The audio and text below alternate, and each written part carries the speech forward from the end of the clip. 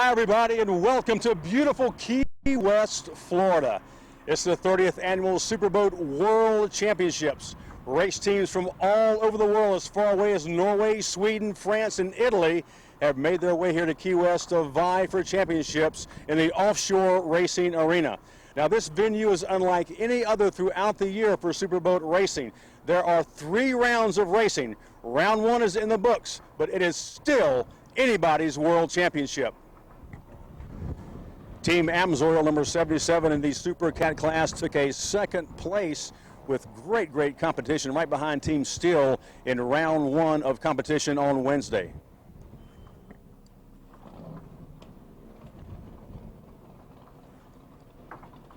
Talking Trash being craned out right now took a 2nd place in round number 1 in the Superboat 750 class.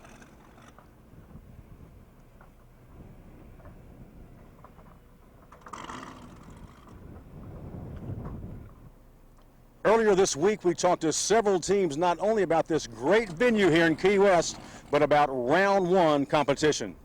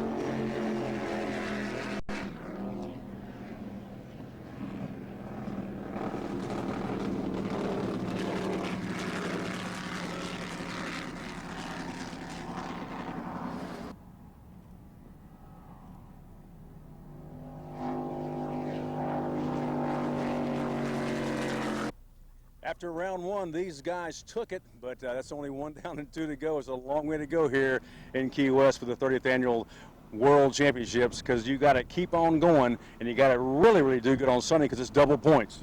Absolutely. You know, we had a good run yesterday, but we're just kind of staying focused and go out and do it again tomorrow on Friday. And, you know, Sunday is the big show. It is kind of an endurance race, and we're looking good so far, but there's a long road to go, and everybody else is hungry, just as hungry as we are.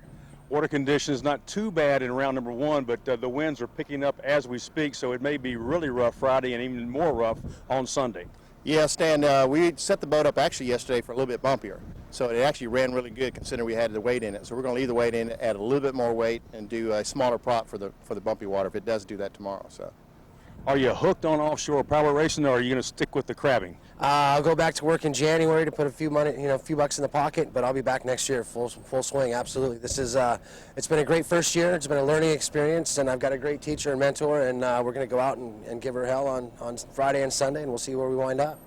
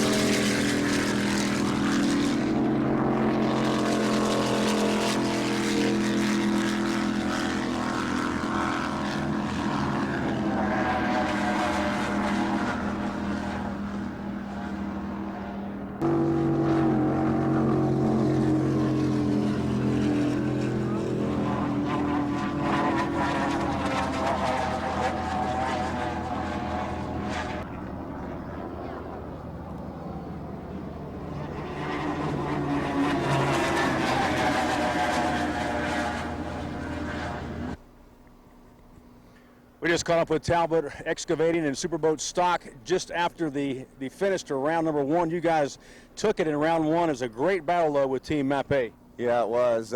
We got under him in turn 1, and he was back there the whole time, though. We knew he had a battle. Gary's always fast. We're able to stay out in front and working on her for Friday now.